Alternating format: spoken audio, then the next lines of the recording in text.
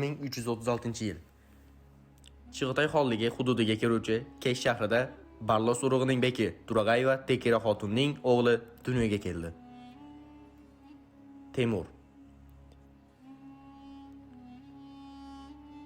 Temur bolaligidan harbiy sifatida tarbiyalanib, tez orada yengilmas lashkarboshiga aylandi.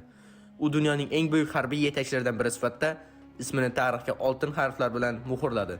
Ham turk, ham mo'g'ul nasldan bo'lgan Temur qat'iyati va harbiy mahorati bilan birga shafqatsizligi bilan ham tez shuhrat topdi. Keling, o'zini turk dunyosining eng buyuk hukmdori deb e'lon qilgan Temurni va u barpo etgan Temuriylar davlatini yanada chuqurroq o'rganaylik.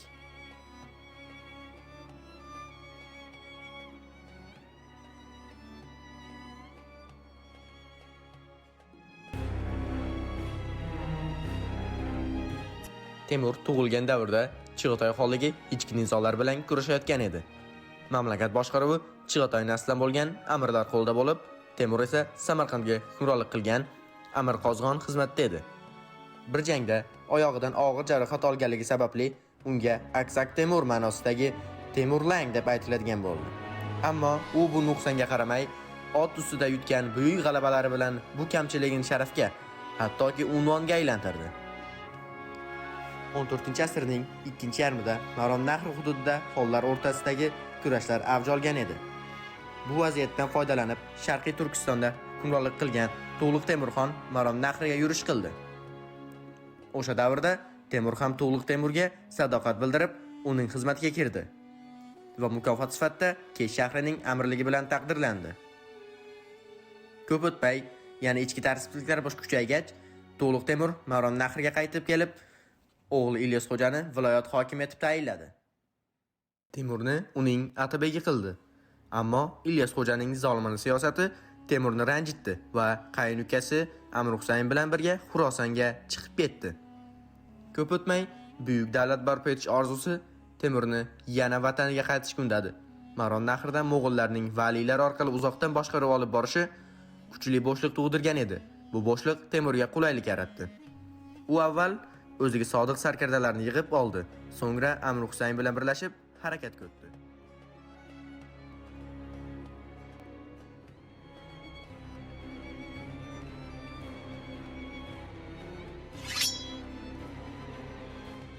Ular Kesh shahrini egallab, Maron Nahri ustidan hukmronlikni qo'lga oldilar. Biroq oradan ko'p o'tmay, ikki yetakchi o'rtasida rahbarlik uchun kurash boshlandi. Temur Amir Husayn bilan munosabatni uzib 1370-yilda Balxni qamal qildi va uni taslim etgach, o'zini xon deb e'lon qildi. Bu voqea tarixda Temuriylar davlatining asos solinishi sifatida qayd etilgan. Temurxon Xuroson markazida o'z hokimiyatini mustahkamlay boshladi. Tezda markazlashgan, mustaqil va qudratli davlat barpo etishga muvaffaq bo'ldi. Bu xonni ko'rgan turk va mo'g'ul qabilalari tez orada birin-ketin Temurga sadoqat bildira boshladilar. Shu tariqa mo'g'ul naslidan bo'lgan Chig'atoy hukmronligi zaiflashib borar ekan, Temur bir necha yil ichida Maron Nahrining yagona hukmdoriga aylandi. Quvvatini mustahkamlagan Temur birinchi yurishini Chig'atoy xonligiga qarshi boshladi. 1371-1379-yillar davomida olib borgan yurishlar natijasida Xuroson va Xorazmni o'z davlatiga qo'shib oldi. Bu fatihlar natijasida Maron Nahr mo'g'ul unsurlaridan xoli bo'lib, tezda to'laqonli turk yurtiga aylandi. Buning sababi Chig'atoy xonligi ostida turk qabilalarining mo'g'ul ta'ziqdan charchab Maron Nahrga ommaviy ko'chib kelishida edi. Katta lashkar va kuchli ta'sir doirasiga ega bo'lgan o'zbeklar ham aynan shu davrda Temur davlatiga kelib qo'shildilar. 1391-yilda Chig'atoy yurishida bo'lgan Temurning yo'qligidan foydalanib, Oltin O'rda xoni To'xtamish Maron Nahrga bostirib kirib, Xorazmni egalladi. Bu xabarni eshitgan Temur darhol orqaga qaytib, To'xtamish xon bilan to'qnashdi. Ural daryosining g'arbida Qunduzcha tomonda bo'lgan jangda Temurxon To'xtamishni tormor etdi hamda Xorazmni qayta egallab, shu bilan birga bu hududdagi hukmronligini yana bir bor isbotladi. U yurishlarni to'xtatmasdan davom ettirib 1393-yilda Eron hududida hukmronlik qilgan Muzaffariylar davlatini butunlay tugatdi. O'sha yili Bag'dod shahrini ham zabt etib, bu yerda hukm surayotgan Jaloir sultonligini yo'q qildi. So'ngra shimol tomon harakatlanib, Ozarbayjonni egalladi va o'z hududlarini kengaytirishda davom etdi. Bu davrga kelib, Temur Oltin O'rda davlatini, Usmonli davlatini, Sharqiy Turkistonni boshqarayotgan mo'g'ullarni jiddiy ravishda xavf ostiga qo'yar edi. U o'zini turk dunyosining yagona hukmdori deb e'lon qildi va barcha turk davlatlariga bunga bo'ysunishni talab qildi.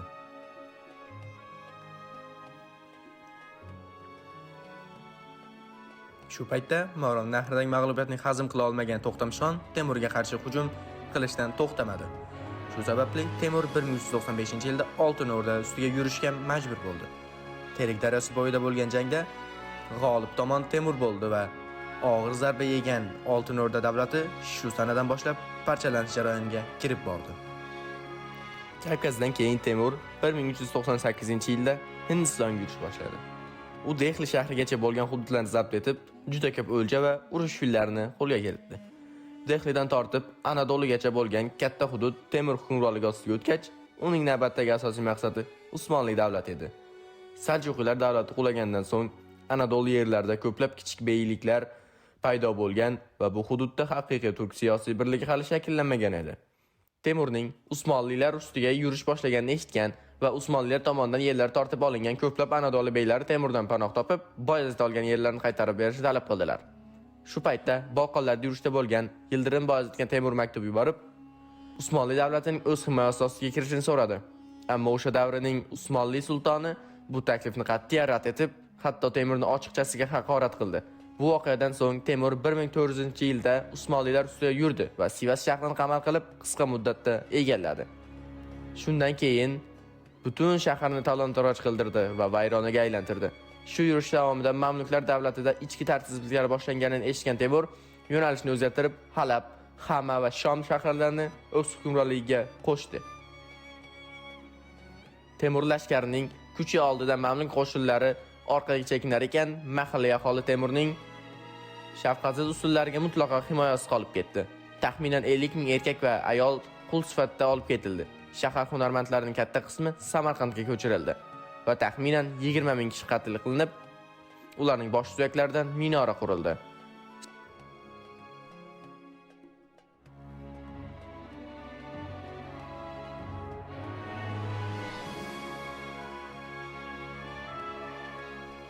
Sivasning vayron qilinishi Boyazidning Temurga bo'lgan adovatini kuchaytirdi. U Temurning Suriyada bo'lgandan foydalanib, Sivasni qayta egalladi va Erzurumgacha yurib bordi. Temur tarafda turgan Qoraqo'yli hukmdori Qora Yusufni asir oldi.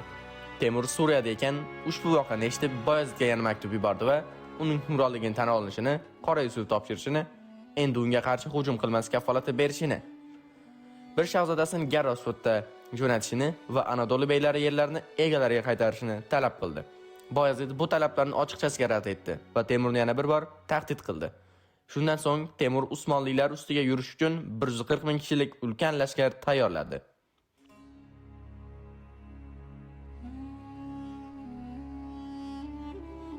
Bu davr uchun juda katta bo'lgan qo'shin bilan Anadolu hududiga kirgan Temur Kayseri va Kirshehir orqali Anqara tomon yo'l olib, shaharni qamalga oldi.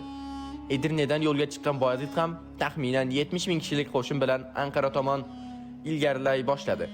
Boyazidning yaqinlashayotganini eshitgan Temur Anqara qamalini to'xtatib, Anqara yaqinidagi Chubuk dashtiga kelib, qo'shinga jang safini olishni buyurdi. Chubuk dashtiga yetib kelgan Boyazid esa odatda tez-tez qo'llaydigan Hilol taktikasini qo'llash uchun askarlar old qatoriga o'tdi.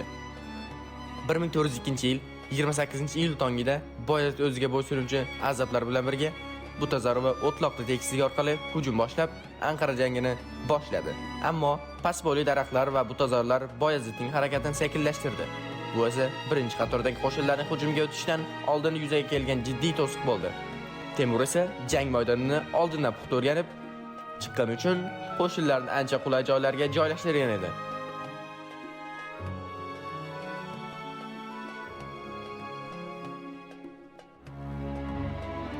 Uning lashkarida jangovar fillar ham bor bo'lib, ular Boyazidning oldingi saflariga katta bosim o'tkaza boshladi. Jang qizgan sari Boyazidning safidagi ba'zi Anadolu beyliklari avval ulardan tortib olingan yerlar tufayli jang vaqtida Temur tomoniga o'tib ketdi. Bu esa Usmonli qo'shinining ruhiyatini tushirdi va oldingi safning tezda buzilishiga olib keldi. Temur qo'shinining ustunligi oshib borar ekan, Boyazidning armiyasi asta-sekin orqaga chekina boshladi. Jang maydonidagi tartibsizlik kuchayib, oxir-oqibat Usmonli qo'shini butunlay tarqala boshladi. Yildirim Boyazid esa qochayotgan lashkar orasida qamalib qoldi va nihoyat Temur qo'shinlari tomonidan asirga olindi. Bu voqea tarixda Anqara jangida Boyazidning asirga olinishi sifatida mashhur bo'lib, Usmonli davlatda Fetri davri deb atalgan ichki nizolar davrini boshlab berdi.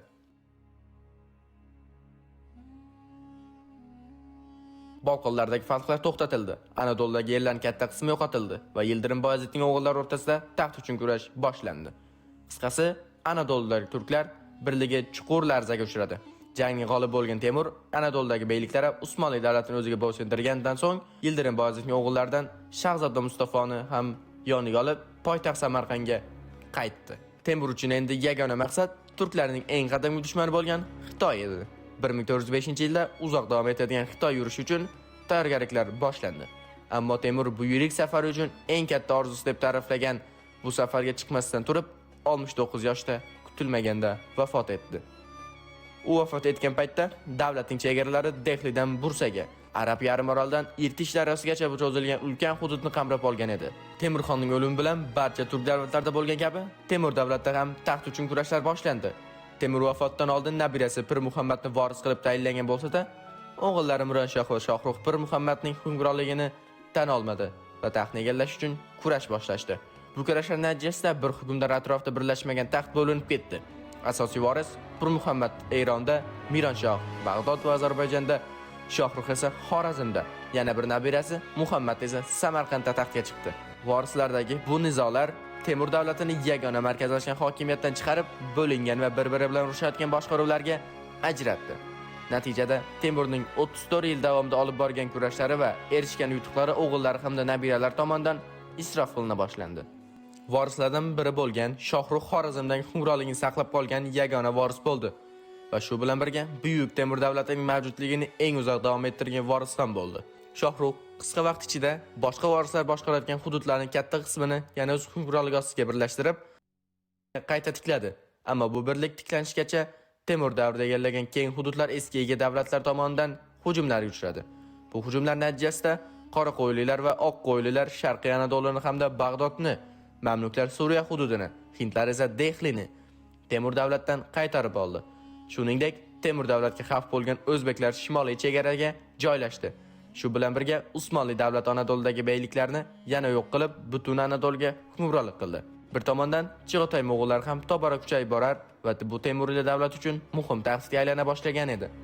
Shohrux esa barcha bu tahdidlar va qiyinchiliklarga qaramay 42 yil hukmronligi davomida davlatni saqlab qolishga muvaffaq bo'ldi. Biroq Temuriylar Temurxon davridagi qudratga yana hech qachon erisha olmadilar. 1447-yilda vafot etgan Shohdan so'ng taxt uchun kurashlar yana yuzaga chiqdi. Taxtni egallagan o'g'li Ulug'bek boshqa vorislar bilan kurashishga majbur bo'ldi. Ichki tartiblar sabab davlat tobora zaiflashar, uning shimoliy qismi o'zbeklar tomonidan egallandi. Sharqda esa Chig'atoylar har kuni yangi hujumlar uyushtirib borar edi. Birlik va tartibni ta'minlay olmagan Ulug'bek atigi 2 yil hukmronlik qilib, 1449-yilda taxtni ukasi Abu Saidga topshirdi. Abu Said davrida Temuriylar davlati butunlay tanazzulga yuz tutdi. Temurxon davrida boshlangan o'zbek bostirib kirishlari Abu Said davrida kuchayib, deyarli ko'chish to'lqiniga aylandi.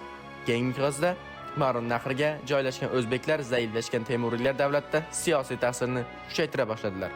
Bu davrda Uzun Hasan boshchiligidagi Oqqo'yli davlati Temuriylarga zarba berib, g'arbda Hirotgacha bo'lgan hududni egallab oldi. Abu Said o'z hukmronligini mustahkamlash uchun uzoq vaqt o'tib Oqqo'ylilar ustiga yurish boshladi. Agar bu yurish muvaffaqiyatli bo'lsa, g'arbiy xavf yo'qoladi va markaziy hokimiyat mustahkamlanardi. Ammo yurish kutilgandan jan bermadi. Oqqo'yli hukmdori Uzun Hasan bilan Hirotda olib borilgan jangni o'tkazgan Abu Saidning obro'si yanada pasaydi. 1469-yilda taxt uchun kurashayotgan vorislardan Husayn Bayqaro bu vaziyatdan foydalangan holda Hirotni egallab 18 yillik Abu Said davriga barham berdi. Husayn Bayqaro dono va iste'dodli hukmdor bo'lishi bilan birga juda yaxshi shoir edi. Taxtni egallagandan 1 yil o'tib Abu Saidning o'g'li Yodgor Mirzo Hirotni egallagani sababli taxtdan voz kechib chekinishga majbur bo'ldi. Ammo bir kecha 350 nafar askar bilan saroyga bostirib berib, qisqa fursatda taxtni qayta egalladi. Taxtni qayta egallagan bo'lsa-da, Temuriylar davlatining jahon hukmronligi tugagan, hududlari juda kichik, faqat Xuroson va Sharqiy Eron bilan chegaralangan edi. Shunga qaramay, davlat boshqaruvidagi muvaffaqiyatlari, donoligi va kuchli shaxsiyati bilan 38 yil hukmronlik qilgan Husayn Bayqaro Temuriylar davlatining haqiqiy madaniyat va ilm maskaniga aylantirdi. Olimlar, shoirdan tortib san'atkorlar va diniy ulamolar uchun Hirot ilmiy akademiyaga aylandi va tanazzulga yuz tutgan davlatning umrini biroz uzaytirdi. Ammo qarib qolgandan so'ng davlatni o'g'illariga topshirganda ular bilan ziddiyatlar boshlandi. Bu ziddiyatlarning eng muhimini katta o'g'li Badiüzzaman bilan boshdan kechirdi. Badiüzzaman otasining taxtini egallash uchun uning vafotini kutmasdan 1499-yilda hayotligidayoq birinchi urushni amalga oshirdi va Hirotni qamal qilib, otasining taxtdan tushirmoqchi bo'ldi. Bu urinish muvaffaqiyatsizlik bilan tugagan bo'lsa-da, davlatning hokimiyatiga katta zarba bo'ldi. Yillar davomida davlat ichida tahdid bo'lib kelgan o'zbeklar bu ichki mojarodan foydalangan holda mamlakatning shimoliy qismini egallab, Buxoro nomli yangi holdek tuzdilar. Husayn Bayqaro o'zbek qo'zg'olonini bostirish va ularni yana itoatga qaytarish uchun 1506-yilda yurishga chiqdi. Ammo ayni yil uning yoshi kattaligi sabab yurishni tugatmasdan yo'lda vafot etdi.